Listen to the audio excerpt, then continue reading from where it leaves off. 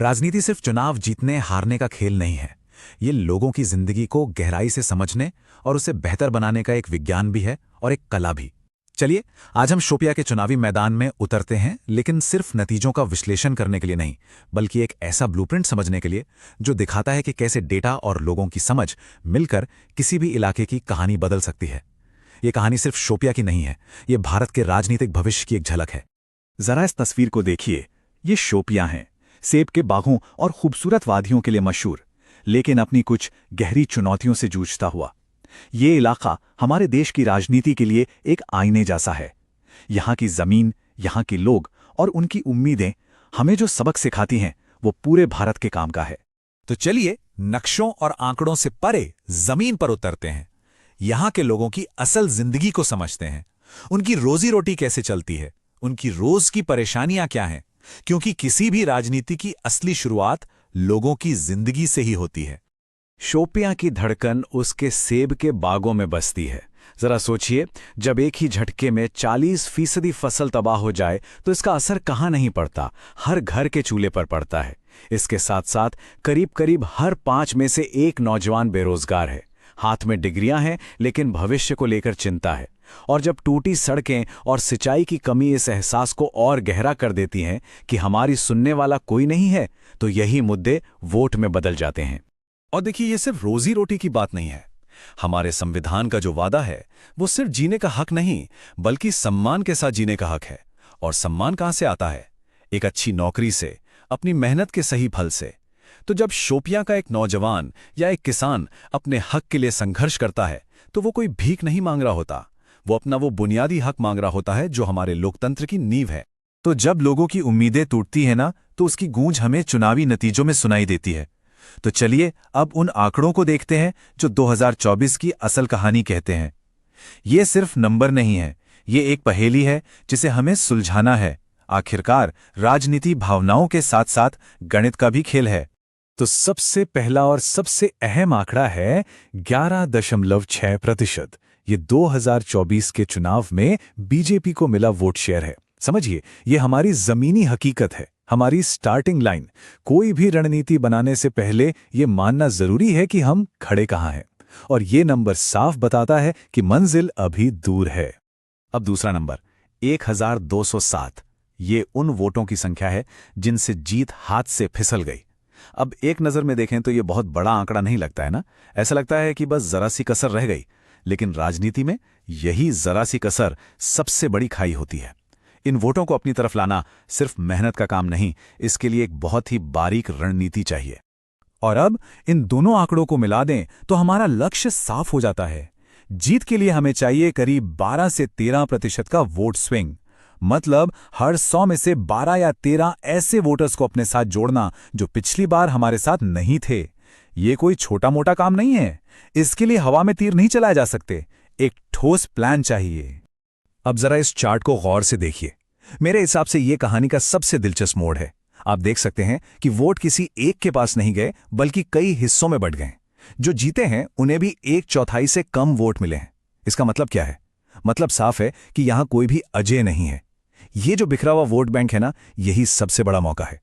अगर एक मजबूत विकल्प दिया जाए जो इन बटे हुए वोटर्स को एक साथ ला सके, तो पूरा खेल ही पलट सकता है।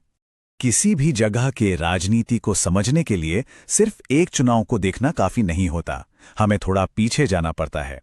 तो चलिए अब पिछले 40 सालों के सफर पर चलते हैं और देखते हैं कि वो कौन से मोड़ थे जिन्होंने शोपिया की आज की राजनीति को ये शक्ल दी है। देखिए, शोपिया की कहानी में कितने उतार चढ़ाव हैं। एक दौर था 80 के दशक का, जब 80% से ज्यादा लोग वोट डालने निकलते थे। राष्ट्रीय पार्टियों पर भरोसा था। फिर आया 2002 का वो मुश्किल दौर, जब बहिष्कार के चलते वोटिंग सिर्फ 27% पर सिमट गई। ये लोकतंत्र के लिए एक बड़ा झटका था। लेकिन 2014 के बाद एक नई कहानी शुरू हुई, निर्दलीय उम्मीदवारों की। लोगों ने बड़ी पार्टियों के बजाय अपने बीच के चेहरों पर दांव लगाना शुरू किया। और 2024 में वोटिंग फिर से बढ़ी है, जो एक अच्छी बात है। लेकिन एक संदेश साफ है, अब यहां के लोग दिल्ली के नारों पर नहीं, अपने जमीनी मुद्दों और जाने पहचाने चेहरों पर भरोसा करते हैं। तो ठीक है, हमने जमीन को समझ लिया, इतिहास को देख लिया। अब सवाल यह है कि इन सब को मिलाकर एक कारगर रणनीति कैसे बनाई जाए। चलिए अब इस राजनीतिक रणभूमि का विश्लेषण करते हैं। देखते हैं कि हमारी अपनी ताकत क्या है और कमजोरी कहाँ है। हर पार्टी की अपनी ताकत और अपनी कमजोरी होती है, और यहाँ जो सबसे बड़ा विरोधाभास है वो सामने है। एक तरफ एक शक्तिशाली राष्ट्रीय नेतृत्व है जिनका नाम ही काफी है। इसे एक पावरफुल इंजन की तरह समझिए, लेकिन उस इंजन को जमीन पर चलाने के लिए पहिए तो चाहिए, है ना? और यहाँ जमीन पर हर गांव मोहल्ले तक उस संदेश को पहुंचाने वाला संगठन वही पहिए हैं जिनकी बहुत बड़ी कमी है। ये सबसे बड़ी आंतरिक चुनौती है। अब अगर हम बाहर नजर डालें तो वहां मौके भी हैं और खतरे भी। मौके क्या हैं? युवाओं की बेचैनी, बागवानी से जुड़े मुद्दे, और सबसे बड़ा मौका है विपक्ष का बिखराव। लेकिन खतरे भी कम नहीं हैं। कश्मीर को लेकर जो एक बड़ा नैरेटिव चलता है और सरकार के खिलाफ लोगों में जो थोड़ी बहुत नाराजगी है, वो एक चुनौती बन सकती है। ठीक है, विश्लेषण तो बहुत हो गया। असली सवाल यह है कि इस सारे विश्लेषण को एक एक्शन प्लान में कैसे बदला जाए। एक ऐसा प्लान जो सिर्फ चुनाव जिताने के लिए ना हो, बल्कि लोगों का दिल जीतने के लिए हो। तो इस मैदान के लिए हमारा आदर्श उम्मीदवार कैसा होना चाहिए? हमने उसे एक नाम दिया है, ब्लेड रनर। नहीं, ये कोई फिल्मी हीरो नहीं है, ये एक सोच है। एक ऐसा नौजवान, पढ़ा लिखा प्रोफेशनल जो बाहर की दुनिया देखकर आया हो, लेकिन जिसकी जड़ें यहीं शोपियां की मिट्टी में हों। जो पारंपरिक नेता ना हो, बल्कि एक प्रॉब्लम सॉल्वर हो।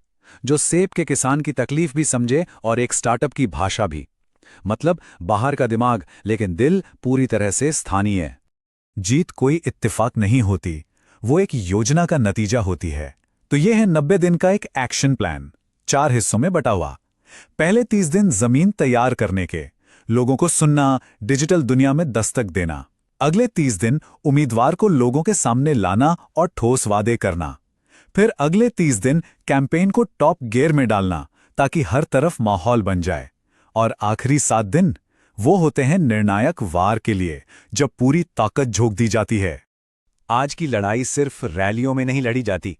असली लड़ाई तो हर किसी के मोबाइल फोन पर लड़ी जा रही है।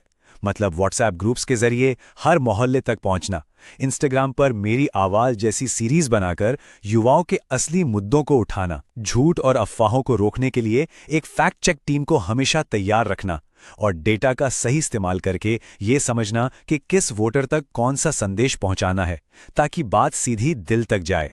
लेकिन जब हम इन डिजिटल ताकतों का इस्तेमाल करते हैं तो एक बहुत बड़ी जिम्मेदारी भी आती है। हमारे लोकतंत्र में डिजिटल दुनिया में कही गई बात की भी जवाबदेही है। जिम्मेदारी ये है कि हम सच बोलें, और जिम्मेदारी ये भी है कि हम हर इंसान की प्राइवेसी, उसकी निजता और सहमति का सम्मान करें।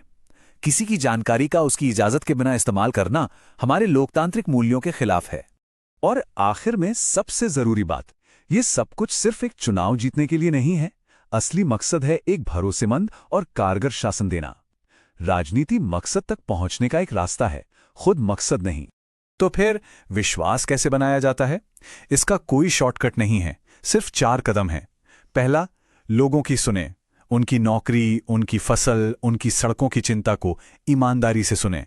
दूसरा, काम करें, ऐसा काम जो जमीन पर दिखे।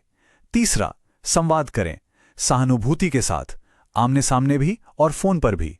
और चौथा, डेटा का इस्तेमाल सिर्फ चुनाव के लिए नहीं, बल्कि शासन को बेहतर बनाने के लिए करें, लोगों की बेहतर सेवा के लिए करें।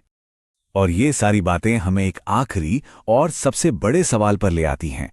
क्या इस तरह का एक डेटा पर आधारित सोचा समझा ब्लूप्रिंट सच में एक राष्ट्रीय पार्टी के बड़े विजन को एक छोटे से इलाके के लोगों की उम्मीदों से जोड़ सकता है? शोपियां का ये पूरा विश्लेषण इसी बड़े सवाल का जवाब खोजने की एक कोशिश है।